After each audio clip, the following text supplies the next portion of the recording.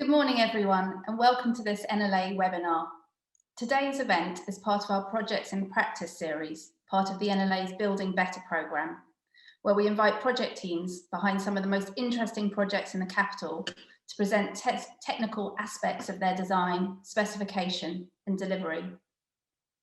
Today we have the team that delivered the Molecular Sciences Research Hub at Imperial College, and we're going to hear from them shortly about the different aspects of this particular project. But before we start, I'd like to remind you that there's a chance to ask our speakers some questions at the end, so please do post your questions using the Q&A button. I'd now like to hand you over to the three teams who'll be delivering the presentation today. Umberto Vellini, Projects Principal at Orchard Swankie, Duncan Leach, Director of BMJ, and Eugene Sayers, Director of Shepherd Robson. Over to you, Umberto. I'm Umberto Vellini, thank you for having me. I'm the project principal at Orchard Swankie. I work in a range of sectors that spans from commercial to academic and life science. So this building is a key building, and is also very interesting for the moment in which we're living now, in which there's a high demand on life science and understanding of the flexibility between office and lab. So we'll talk today about our part that's been the shell and core of the Imperial College Molecular Sciences Research Hub. So from the next slide, we will start from the beginning. So when in 2009, the Imperial College was looking for a space to grow out of the South Kensington campus in Exhibition Road, and they basically identified in the very north part of the White City Opportunity area. So the plot on the other side of on the north side of the Westway, and then in the next slide we'll see the proposal for the master plan. Then Orchard Swankie went on designing for them through a competition, and basically here you can see how the master plan is creating a space for research and a space for collaboration around this central public area. And so we work on mainly two projects on this.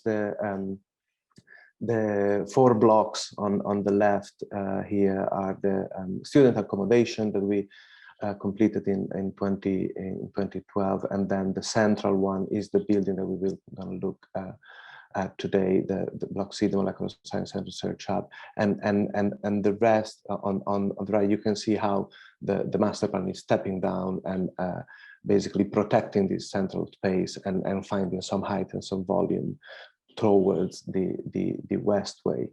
In the next slide.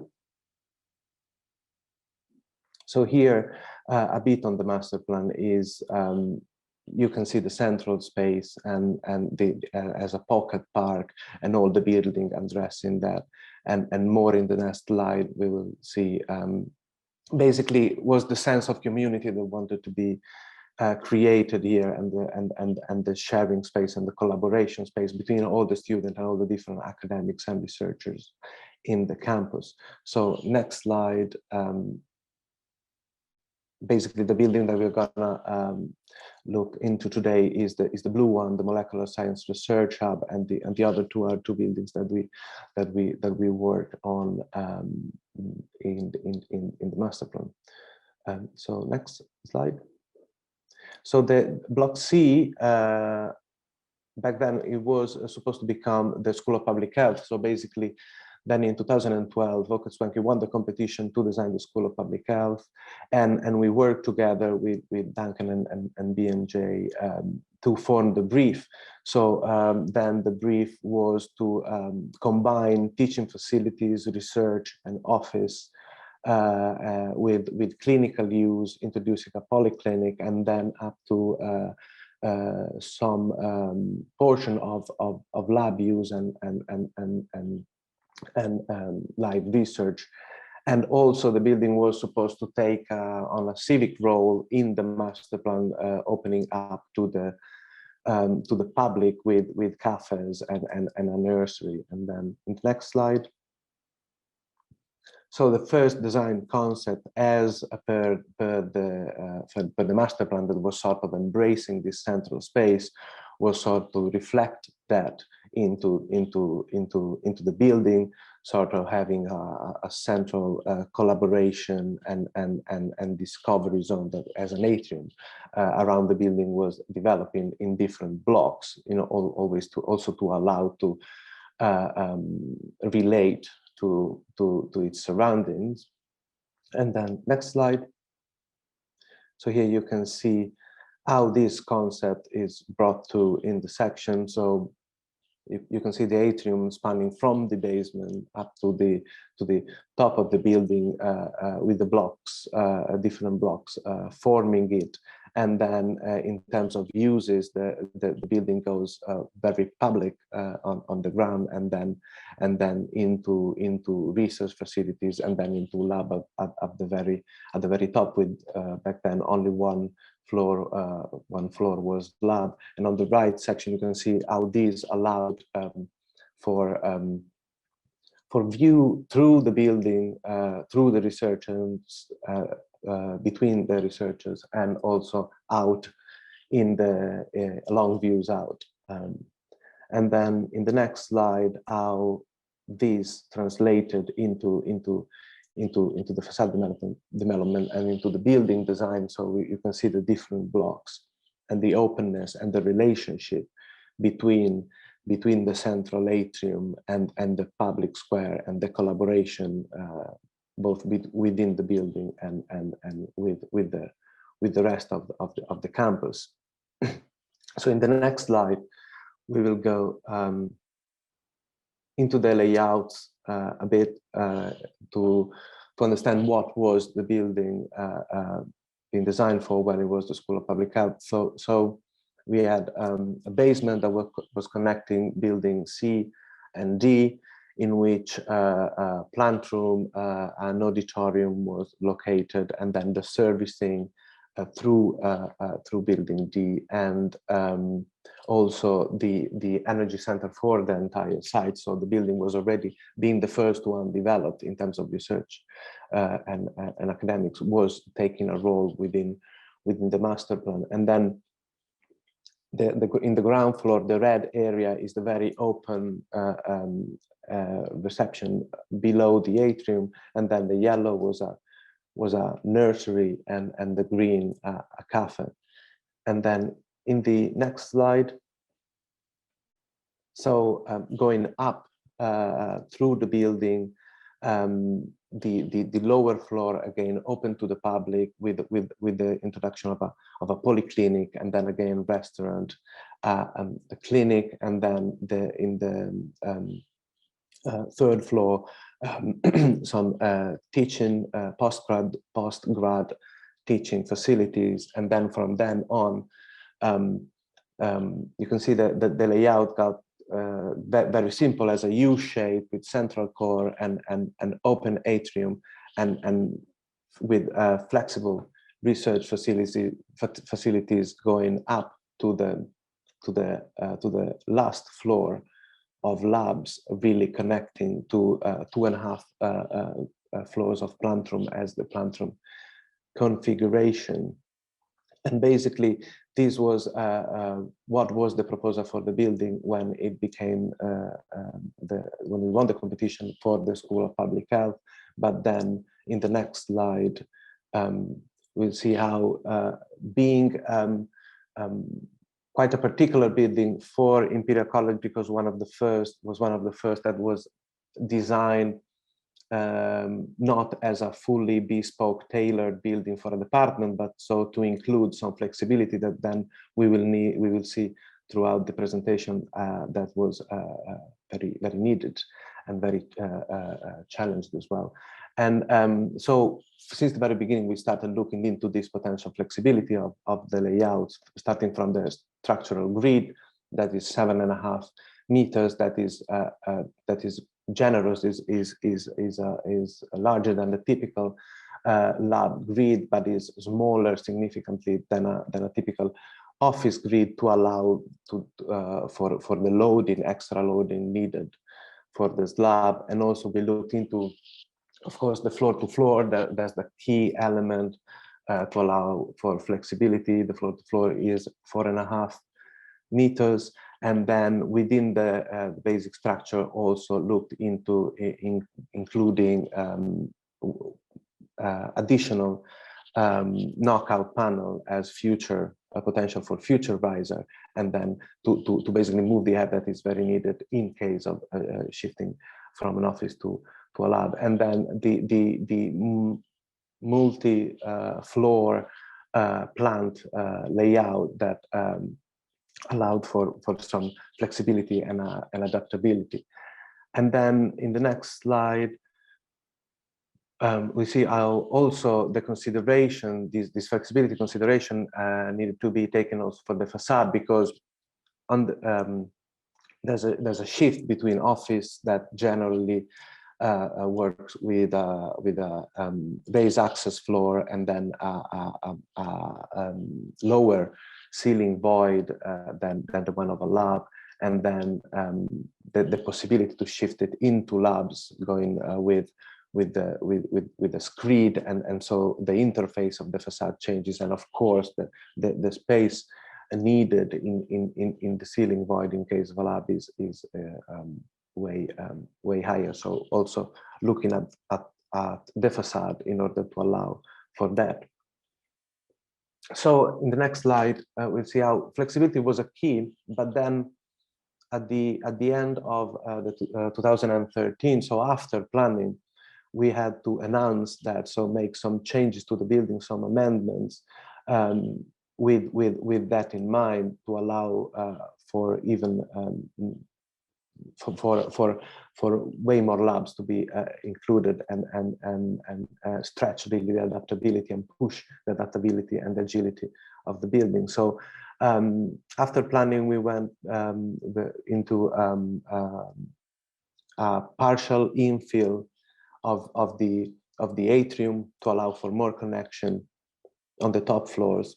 And then a key point is an additional basement level, both to allow for more plant space, and then to allow for flexibility for a more specific kit in case of lab. And then the top floor, basically what was the single lab floor shifted into plant room to allow for the rest of the building to then be converted into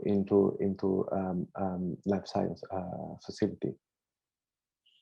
Then next slide.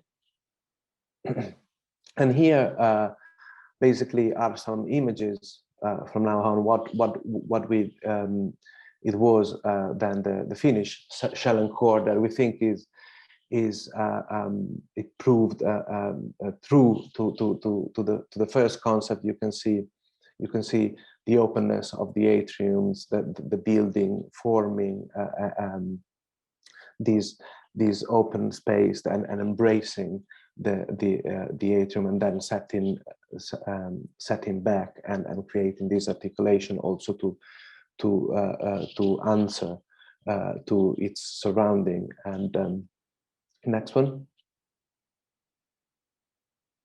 And yeah, we can see the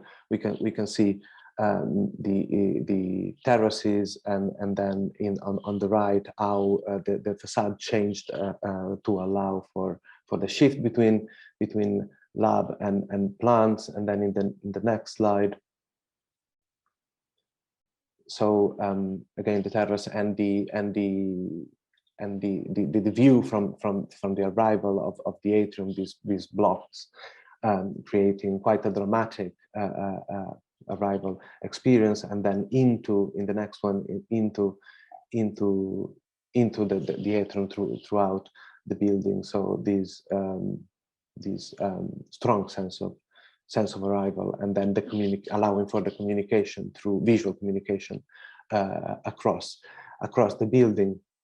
And then the next one, the next slide is our last one, and what I just wanted to say on this one is thank you for having us, and basically that we think it's interesting to discuss about this, because we definitely learn a lot about flexibility, and we think that in this building, and then we think that it worked as an agile and adaptable and flexible building, and it shifted throughout office and academics and research and different types, up to what is now one of the most densely populated building by fume cupboards in Europe. So a very, very intense research space. Thank you.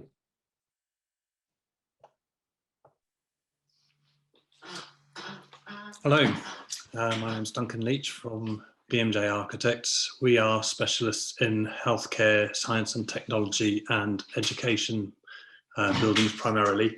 And it was the interface of these three disciplines that led to our involvement in this project. Our role straddled both phases of the project, initially advising Orchid and Umberto's team on the shell and core, and then later providing a supervisory role and compliance monitoring for Imperial College on the fit out. So BMJ had originally done some work with the School of Public Health at Imperial College for their South Kensington site.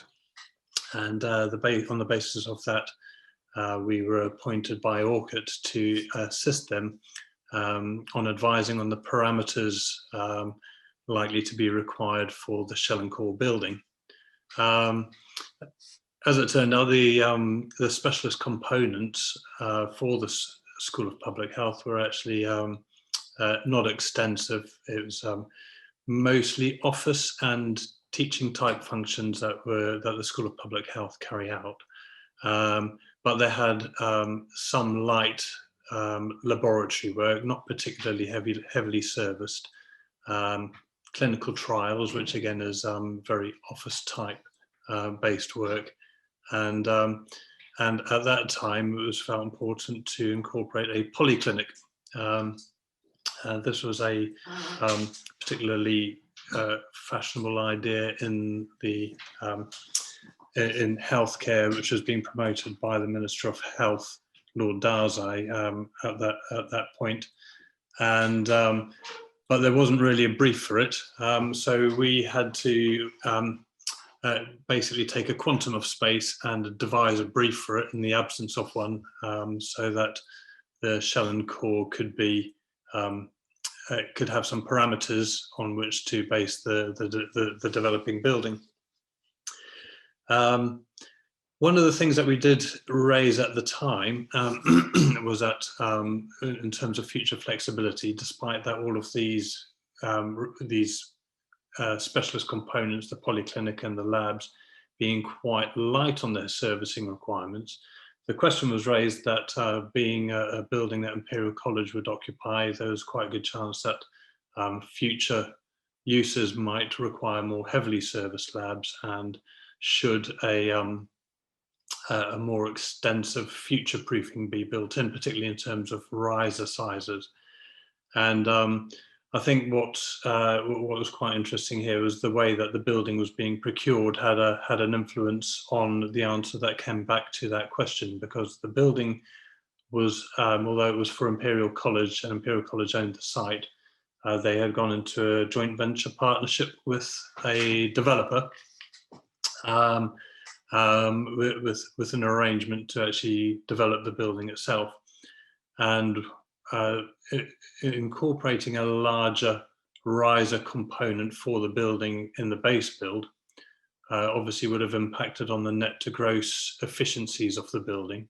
So it was felt that at that time, incorporating that level of redundancy into the future proofing of the building was a step too far.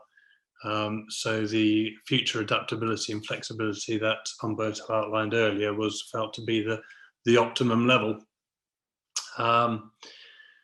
Moving on to the fit out side of it, the relationships across the two teams were were obviously quite extensive and required a very collaborative arrangement. So you had the developer and their contractor continuing to develop the base build with Orchid and the base build team. On the other side, you had ISG being appointed to Imperial College to develop the fit-out side. And prior to that, there was the actual develop of the fit-out design, which Eugene was going to talk about in a bit. But we straddled both sides there. So having looked at the building originally as the School of Public Health, we then came on board at the point that ISG were brought on during their pre-construction service agreement period. So it was a two-stage tender. And quite interestingly, we were working alongside Shepherd Robson as ISG's designer, and we were brought on by the college as their compliance monitor, primarily so that really good relationships could be established across the team and an understanding of the design, but also so that our experience on these types of buildings could also be brought to bear at the during the PCSA period, so that all of the knowledge about these types of buildings could be pooled to try and get the optimum outcome. It was the collaborative working, just to give you an idea of how extensive it was. The initial startup meeting at the point that ISG were brought on board had 50 attendees at it, so it was quite an extensive communication network that went into producing this very complex fit out inside the building designed by Orchid. And at this point, I will hand over to Eugene, who will tell you more about the detail of that. Thank you, Duncan. I'm Eugene Sayers. I'm a partner at Shepherd Robson, and I lead our science and technology team. We design lots of buildings for universities, but also we specialise in research projects. If you go straight onto the next slide, actually, what we've got here is a timeline, and this is just to put some of the things that Umberto and Duncan have just said into a kind of linear fashion. So our initial contact with the chemistry department was actually in 2007, when we were asked to kind of try and define what they might want from a building, to take them into the future. And then everything went quiet for a long while. And in 2009, Imperial College purchased the site at White City. And at that point, sort of a little bit after that, in 2012, we were actually asked to do a feasibility study for a molecular sciences project in South Kensington, and that withered on the vine. And in the end, 2014, we were appointed to do the fit-out design for Building C, as it was called then, which turned out to be to house the Department of Chemistry. And that process lasted for 4 years, really, and it was completed in 2018. So that's there's almost a 10-year lifespan to this project. If we move on to the next slide. And one of the reasons that the chemistry department wanted to move was because they were housed and they still are to some extent housed in a building in the South Kensington campus. It's about the same age as me. I think it was designed in 1968. And while it was quite a logical building, it's very linear. And the building had become a kind of a problem and a blocker to their research, their new research methods. It had lots of very small cellular research laboratories. It was a long, thin plan. So all of the research groups were arranged in a line, and that kind of really stopped them from interacting with each other. And then I think there were some key functional types of space that weren't there. So cell culture and protein production. And they also had very little control of vibration. So because the building's quite tall, it was also quite lively. So that really cramped their style in the research field. They didn't have enough fume cupboards. And that, as you'll hear later on, became a really major topic of conversation for at least 4 years. And then their write-up and research space, the social space was very isolated. And that kind of meant it didn't get a really nice feeling of integration. And if we move to the next slide.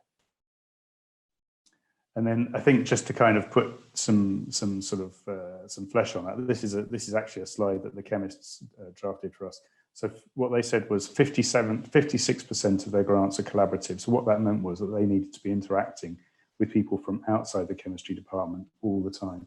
So their ability to collaborate was a key part of the building functioning for them. And on the next slide, what they also set us was a kind of a strategic brief, which we kind of went beyond the building. This is the sort of strategic brief to themselves. So this is their kind of, these are the things they hope to achieve through creating this new molecular science research hub. So they wanted obviously to increase their research capacity. So they wanted to appoint more people and take in more students, but they also wanted to create different collaborations and promote their own activities. And the building will help them do that. Next slide, please. So that was kind of that series of slides was captured in the snappy create a world-class research environment. So nothing unusual there. That's what everyone wants, isn't it? But the problem was that they'd agreed to move into, or the challenge, I should say, was that they had agreed to move into a building that had been designed for something else, the Institute of Public Health. So there was a building that Umberto and Orchid Swanky had designed to house a restaurant and a creche and a polyclinic and some nice offices, but that wasn't really what they needed. If we move on. So the first task that we did, it looks pretty dry, but we actually had to do a capacity study. So we spent a long time talking to the chemists and working out what they needed and basically doing a test fit on the building to prove that what the building could or couldn't accommodate. If we move on. And in order to help us do that, we had a really long conversation with the chemists about how they worked. And I think traditionally, and this is true of many scientific disciplines, the research groups are led by researchers, so they're named after their researchers. They have space that is dedicated to them, paid for through their research grants, and it kind of creates this island. But as a designer, that doesn't really help you to provide space. So what we tried to do with them was to tease out what kind of functional spaces they needed. And they very helpfully came up with this kind of snappy three-part space menu. So they sort of divided themselves into different kinds of chemists. Makers, and the makers are the kind of chemists that we all imagine, so the synthetic chemists standing at fume cupboards. Measurers, who I think you could probably characterize as analytical chemists. They still have some fume cupboards, but they're using a lot of instrumentation, so mass spectrometers and a variety of other tools. And then there was a third group, which we hadn't really come across, which is modelers. And those are people who are scientists who are using computing effectively to simulate reactions and to model molecules, but they basically need really high powered computers in an office style environment. So that really helped us to generate a kind of an idea of what people wanted. And I think the only challenge that we had with that, or the problem with that, is there aren't actually, although we have these generic space types, there aren't actually any generic scientists.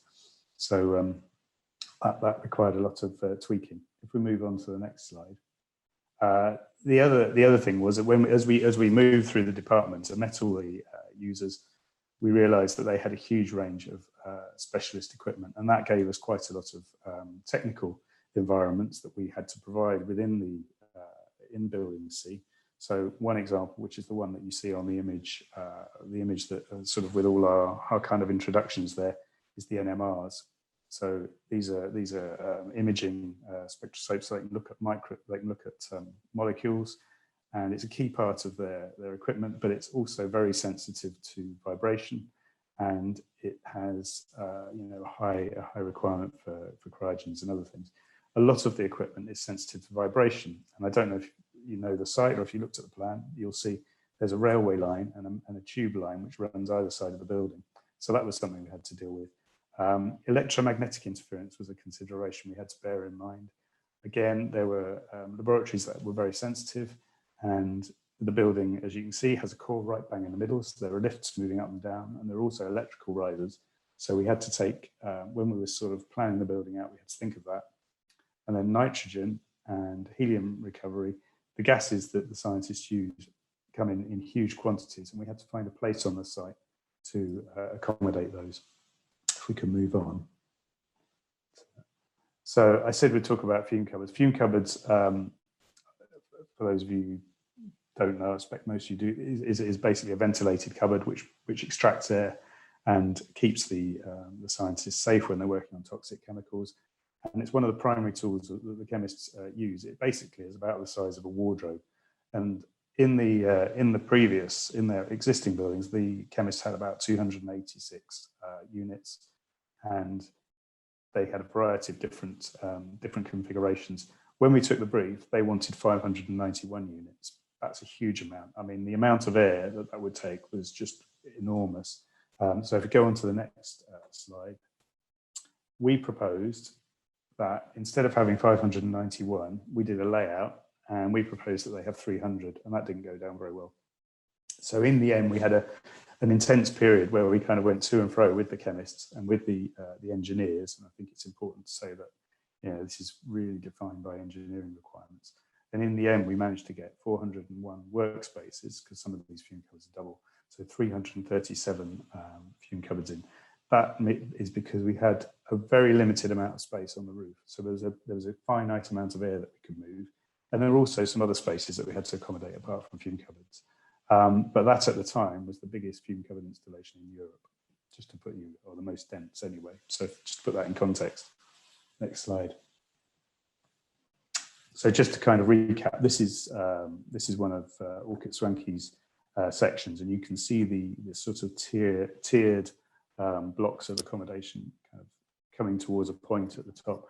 What we had to do in order to make all the science possible was take another 2 stories of plant out. So basically we removed some of the space that had been accommodation and turned it into plant rooms. We also took additional space in the basement. So you can imagine from a, you know, in terms of your net to gross, this is quite a significant impact. Next slide. And this is really, this is the bit, as an architect, I'm really talking about now, about the M&E. But the M&E is what makes a lot of these buildings for science function. This is the plan that Orly had for the initial Orchid Swanky office layout. So you can see it's a nice tidy core in the middle. There are risers around the cores, and then the air that is required, probably 3 air changes an hour, is distributed out to fan core units on the plan. And if we go on to the next slide, you can see that when Umberto was talking about future flexibility, we had to find a way of getting from those extra plant rooms in the roof down to the laboratories. So we had to find a way of getting air from the top down to the bottom, and also extract air from the bottom down to the top. And so what we had to do was basically negotiate with the base build team, so Umberto and his colleagues, but also Lang O'Rourke, who were by this stage in contracts, the contractors. We had to negotiate how we would create the holes that would allow the air to pass through. So those yellow squares are additional riser spaces that we asked the contractors to put in. And what you can see on the right hand side is that there is no yellow square, and that's because in the plan you can probably, if you remember the visual of the building staggers up, and so you couldn't punch a vertical hole to create a riser, and that has an influence which you'll see later. Next slide, please. So the amendment that we made to the building, so you can see this is a kind of little ghost axo or axonometric of the building. You can see the core, the central core, which was there in the base build design, and then we've added the yellow risers, which allow you to distribute air down from the top, and you can see the plant rooms on the right in turquoise. So the additional plant area, which is now taking up quite a significant amount of the building. Next slide, please. And then having got the kind of the basics, so air in, air out, and plant space negotiated, we then had to try and locate some of these specialist spaces. So we did a sort of matrix about which spaces were good neighbours and which were bad neighbours. So some spaces would have been causes of vibration, others would have been sensitive to vibration. And you can see that we have a few of the key ones there. So the NMR suite in the basement, 2 layers below the outside, the external courtyard. We have a clean room, a low electrical noise lab, which was electromagnetically shielded. And then you can see under the roof terrace that Umberto showed you, we put what was rather frighteningly called the explosion-proof room, which we later renamed to something a bit less alarming. And that had to be under a roof because it has lift-off panels to release pressure in the event of an explosion. And the last one there, radioisotope and hot cell, in the end, that didn't make it into the building because the cost of it would have been too prohibitive because of the amount of concrete for shielding, required for shielding. Next slide, please. So I don't know if you remember the last slide with nice neat core in the middle and fan core units spread out to serve the offices.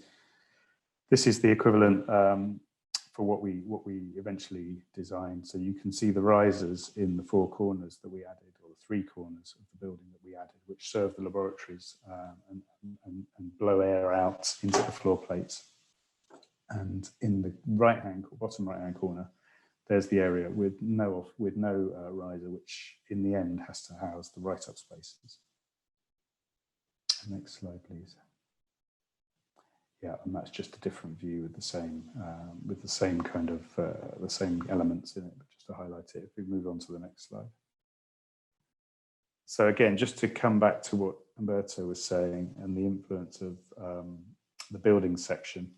So what we had was a building where we have some office components, and therefore we were able to keep the section that Orchid Swankie had envisaged. So we have a raised floor, just as you would on a typical office floor plate with suspended ceilings, and we actually use VAVs instead of fan core units. But ultimately that side of the building stayed very much as Orchid would have envisaged it, albeit for a different kind of user. But then on the left, what we have is the laboratory spaces. And what we did was we filled the floor to bring up the level with a void former and then a screed. So you have a solid floor, which is what you need for laboratories. And then because the requirement for servicing was so great, we decided not to have a ceiling in. So we weren't sure at the outset of the project whether we would be able to achieve a 2.7 meter high ceiling, because the floor to floor is only 4 meters, which is quite tight for a laboratory. So we decided to omit the ceilings, which you can do in some circumstances in laboratories. Next slide, please. Yeah, I mean, this is a cartoon of the kind of the way the floor plate was laid out. So you can see the central core in the middle, right up a meeting space is the pink blob in the right. And then what we've got is a kind of an L shape around the outside of the building, taking advantage of the daylight. So these are what we call primary laboratories. And then a little nugget of blue space at the back of the core, which is where we can have all the secondary laboratories that don't need daylight or that need segregation. And then a really nice crossroads for circulation. Next slide, please. So again, just kind of coming back to Umberto's slide and the decisions about grid. So when you're designing buildings which are potentially to be flexed between offices and laboratories, there's always a moment where you have to talk about what the appropriate grid is. Laboratories are typically sort of planned, the space planning happens on a grid that goes between 3.3 meters and 3.6 meters. So that gives you structural grids which are a multiple of that. And because pressure on space was so tight, we initially looked at sticking to a laboratory planning grid and running it between the columns that Umberto had set out on a 7.5 meter grid. And in the end, we decided not to do that, because even though on paper, in theory, it gets you more lab benching, in reality, it compromises the space. So we reverted to to space planning on the structural grid, so 7.5 and then 3.75, which means that these are very generously set out labs. And the advantage of that is the users have now really good deep benches which they can put their equipment on. Next slide, please. So this is the developed floor plan. And you can see, again, all the things are still there. The big core in the middle, and then there's the square in green is really where we have located the secondary laboratories. So laboratories where there is instrumentation, so centrifuges, noisy or disruptive equipment, or equipment that doesn't require daylight. And then around the perimeter, we've got the primary laboratories, which you'll see later. And then that cruciform, what we've tried to do there is keep the circulation really simple, so it's easy to navigate, and you can always see the perimeter, so you always get daylight and you always know where you are in the plan. So that's one of the unexpected benefits of maybe converting an office building, is you get all the nice full height glazing. Next slide, please. There's a little sort of 3-dimensional cartoon of that. And next slide, please. Yeah, I mean, this is obviously a visualization of a section through the building, and what you can see is on the left-hand side the public space, which is the heart of the campus that Umberto was talking about, and then on the right-hand side the railway, which is leading off out west, and you can see the little cartoon lorry in there, the loading bay. So the challenges were, how do you mitigate the vibration that's coming from the railway, the loading bay, and yet still house all the sensitive equipment. So there was a lot of studies done to sort of establish whether the building was going to perform correctly. Lots of surveying. If we move to the next slide. And here you go, the artist's impression. Umberto's already shown you this, and then the final result, which Langer Rourke delivered, and we took on with ISG. And next slide. The next few slides are really images. So obviously we came into this building. It was a wonderful empty shell, which as architects, you kind of wish you could leave it like that, but it wouldn't be much use to anyone. So we started filling it up with ducts. Keep going. Yes, the next slide, please. And here, these are just site progress photos. So you can see the sort of circulation cores. We've picked out things like the risers in yellow and the central core in red to help people navigate. You providing spaces for write-up and little informal interactions like the whiteboard that people are standing around there. Next slide, please. And then this is the finished result. So this is the entrance. So I don't know if you remember Umberto's slide with the hands, and that space is still intact. We picked out the key elements in colours. So you can see the yellow of the riser disappearing up to the roof, the red core in the centre, inspired by our lead user, who always wore a red sweater. So we thought that was a little tip of the hat to him. And what you can see just above the three ladies talking there is the laboratories. So they're right on show. So, when you walk into this building, you're immediately aware of what the building's all about. So you've got the science very much on show. And if we move on to the next slide, the transparency that Umberto talked about in the office development in the Institute of Public Health, we've maintained that. So if you're in the write-up, which is the right-hand side, you're looking across into the laboratories. So the thing that frustrated the chemists in the old building, which was everyone's all in the line, and no one knows who's in the building at any given time. Now they can look down through the atrium across the building, and they can see who's in and what they're doing. So that makes it A, safer, and B, a much more sociable place. Next slide. Yeah, I mean, here you can see this is one of the making labs.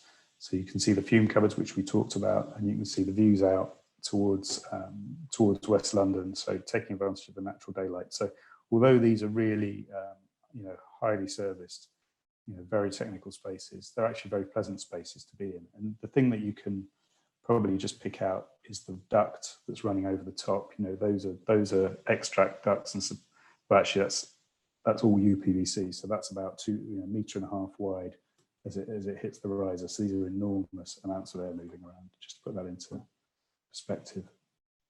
Next slide, please. Yeah, more slides of the finished building, and you can see the exposed services.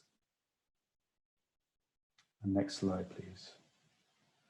And here you can see people beginning to use the space. And the NMR suite, although it's in the basement, it acts very much like a kind of waterhole. So all of the chemists who analyze molecules have to go down to that NMR suite. So although it's in two layers underground, it's actually one of the spaces where people bump into each other. It's quite an interesting reversal of how you might normally expect it to be. Next slide, please. And the lecture theatre, again, another one of the spaces in the basement. So the ability to teach and to broadcast what they're doing. That lecture theatre has, you've guessed it, another fume cupboard, but that means they can do experiments and broadcast those. And next slide, please. I think hopefully, let's go straight to the next slide. And this really is just to reinforce what I was saying. So although all three of us are architects, so Umberto and Duncan and I were architects, and we're all kind of from one side of the team there. It's actually it was a multidisciplinary effort, and across shell and core and base build and fit out. There's a huge amount of collaboration and a huge amount of collaboration with the engineers and the contractors. So it's a much wider team. Thank you very much. Thank you, Eugene, and thank you, Duncan, and thank you, Umberto. That was a really, really fascinating narrative, an amazing story of a building and how it developed. And I think particularly interesting now when we're all being pushed to think more and more about retrofit. And obviously this is retrofit before it was even inhabited, but it's a fascinating story and something I think we can all learn a lot from. It kind of occurs to me that the whole story is a story of collaboration from the very beginning of how the building was conceived for the initial users all the way up to the final users, but also how your three teams and all of those logos that we saw on the slide have collaborated. And that seems to be something that's created a very rich and informed outcome for quite a specialist building. And I wonder what your thoughts and reflections are on such a complex collaboration and what the kind of the opportunities and the constraints that offers. Duncan, I don't know if you want to start us off on that with your thoughts. Yeah, I think it's quite interesting. I think it's not unusual for buildings of this nature to be very collaborative because they are so complex, particularly with the interface between the servicing, the scientific requirements, and the structure, and actually how that goes about, how that gets procured and built. Is that the most successful science projects tend to be done on a very collaborative basis anyway. I think what made this one particularly interesting was that the client had extra layers of stakeholders in it as well, that extended the usual collaboration beyond what you would normally expect on a science building. So you'd normally expect to have considerable consultation with all of the end users, as well as all of the FM people who have to run and operate the building afterwards, and getting all of those systems really well thought through before you actually go about getting them built is a fundamental aspect of all science buildings. But the relationship between the developer of the shell and core, who came on board with Imperial College, introduced an unusual set of parameters that had to be taken into account. So, you know, the developers obviously interested in having a very efficient economic building that makes a viable business case for them, which is not necessarily the same parameters that an academic institution would normally have as their key parameters, which tends to be about meeting end user functional requirements and longevity and ease of maintenance. So the extra layers of consultation that went through there had to be carefully thought through as well, to make sure that all parties were getting what they want. So again, a very collaborative consultation process. And I think as well that once you had the building actually being erected under contract, you had the shell and core was being carried out by Lang O'Rourke with their team, answering to the JV between the developer and Imperial College. And then in tandem with that, you had ISG appointed directly to Imperial College with their evolving requirements as the design evolved, which then required a very careful change management process as well. And the potential for dust ups and falling out was, you can imagine there's quite considerable sums of money involved. So the potential for falling outs was enormous. And I think without having a really good, robust set of collaborative relationships set up from the outset, it could have been a very different project. But I think all of the hard work that was put in at the beginning to establish those relationships really paid dividends, and as you can see with the end result. Thank you. And following on that theme of collaboration, there's a question from Alexandra Levitas, I hope I pronounced your name correctly, about how the collaboration happens within the building, within the scientists, but also potentially with the general public. And I wonder if, Umberto, you could tell us maybe a bit about the initial thinking, and then we could go to Eugene to get some reflections on the kind of conclusions and how it evolved. So is the question about collaboration? Sorry, I missed it. Collaboration within the master plan and yeah, within the master plan, both within the kind of professionals who are using the building, but potentially within the general public as well, and how there might be some breaking down of barriers through those spaces. Well, I think that it was quite clear the vision for the master plan in general in terms of space and type of fruition in a way. So having there that space focused on the postgrad. So not having like necessarily the need for the general public to interact, but it was a sort of, I think, an internal community, a quite wide community, because then the master plan is big. There's residential and the student residence. The first thing that sort of pooled interest there and pooled people there from Imperial College in the first place, and now it's developing. So I think it's going to be seen how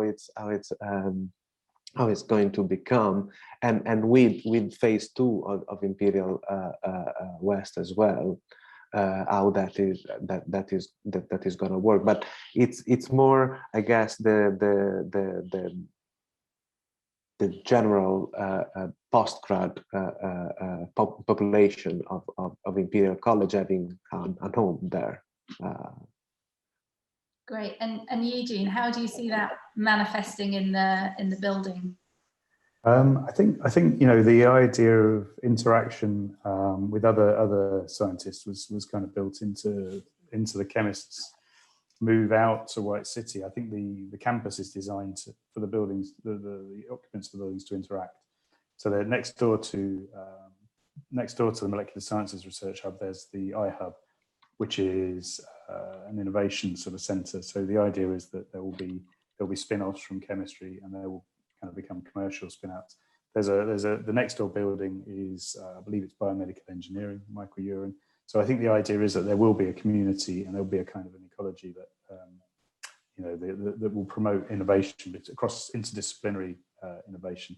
I think also Imperial are quite conscious of needing to open the doors and make it. I'm trying to think of the appropriate way, but outreach. So I know that they're using some of their existing buildings to house meanwhile uses, and they're doing a lot of projects with their local residents. So there's definitely a sense in which they want to bring people in. I think with specific regard to the chemistry building, there's an awful lot that you can't share because it's quite dangerous.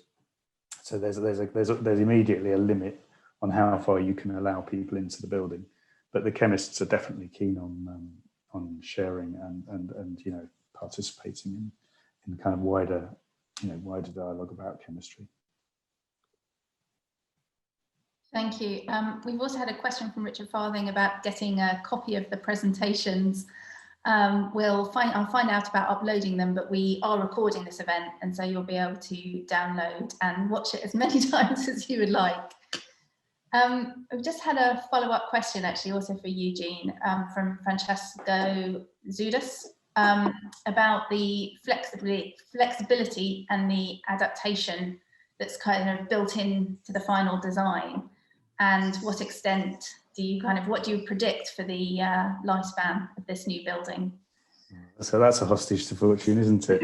I mean, the flexibility. So I think break it down into kind of chunks. So the old building had very cellular space. So each space was defined. You could probably get 20 people into the biggest kind of research labs. Obviously, they have teaching labs, but that meant, and then they have a limited amount of riser space. And as the risers had become fuller and fuller, that meant that you couldn't actually squeeze more things in. I think with the building, the fit out that we've done, what we've done is we've literally tried to take down the walls. So those open plan labs that we showed you, the ones with all the fume colours in, those are laboratories now where you can have 90 academics researching in them. And what that means is that as the research themes ebb and flow, you don't have to change rooms, you don't have to change furniture.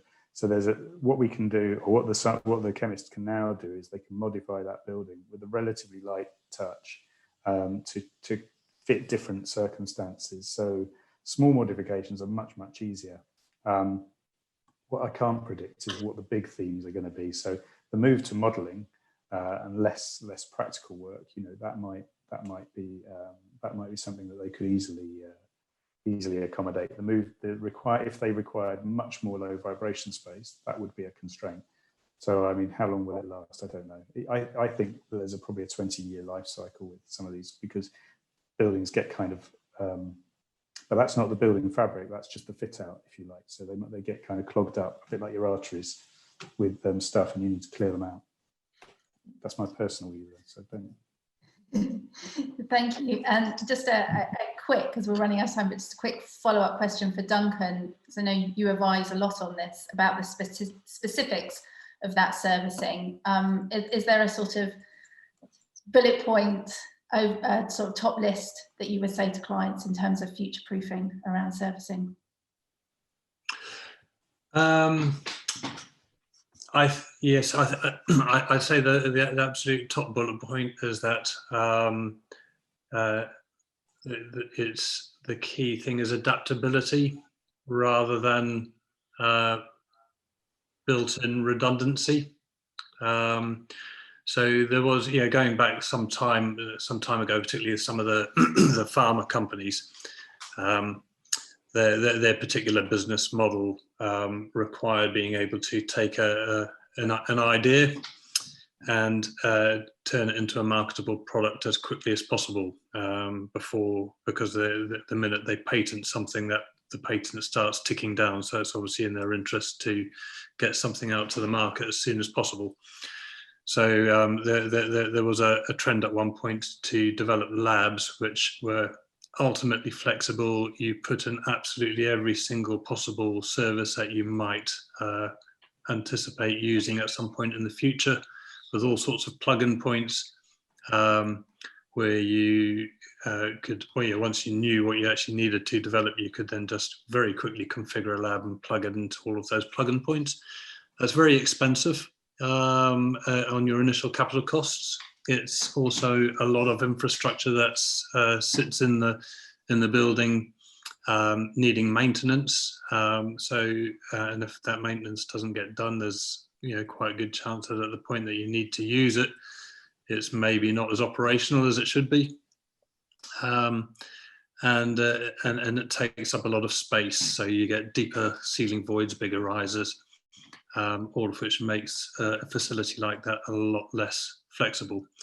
Whereas if you go for something that's more adaptable, you can do the same design exercise of anticipating what is it that you might actually possibly need in the future in order to facilitate the most kinds of science that would be required. And then you build in a strategy for being able to adapt the building to accommodate that. For example, soft spots in the slab which can be taken out and risers put in that place at a future point, much like the Building C project has done. So that initially, if you don't require that space for your servicing, you can use it as proper functional usable space, delivering useful outcomes as opposed to just being a redundant cupboard. Great, thank you, Duncan. So adaptability, I guess, is our key word from that. We're now out of time, so I'd just like to end by thanking all of our speakers today for presenting this scheme and their contributions to the debate. We've now got a short poll for the audience, just to give us some feedback on the sessions today. So please, if you're in the audience, please do fill that in. And thank you again for watching. Goodbye.